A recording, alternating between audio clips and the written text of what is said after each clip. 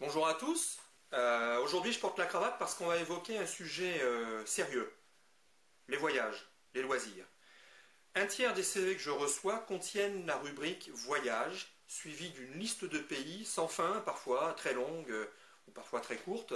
Une liste de pays dans lesquels vous avez voyagé pour montrer que vous avez une ouverture d'esprit exceptionnelle, un peu un esprit baroudeur, une envie d'aller mordre le monde et de parcourir avec votre boussole la Terre entière.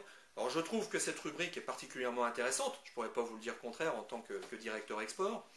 Néanmoins, la liste de pays qui suit le mot voyage au pluriel souvent, parfois au singulier, est sans intérêt.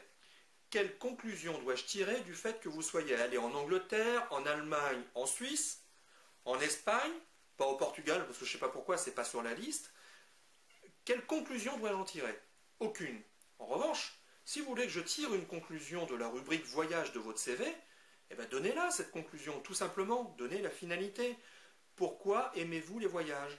Vous aimez les voyages pour aller à la découverte d'autres cultures, pour aller faire des fouilles archéologiques au fin fond de la Papouasie, pour aller déguster les plats les plus exotiques qui soient, pour aller à la pêche au saumon, pour aller dans les hôtels de glace, peu importe, on s'en fiche. En revanche, si vous nous expliquez pourquoi vous aimez les voyages, un, vous vous différenciez par rapport à tous les autres, hein, je vous ai parlé, un tiers des CV.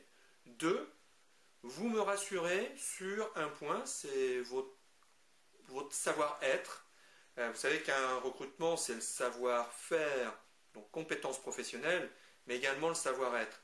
Et plutôt que de me suggérer que peut-être vous êtes comme ci, eh bien dites-le. J'aime les voyages pour aller à la rencontre d'autres cultures. Voilà, c'était le conseil du jour. À bientôt!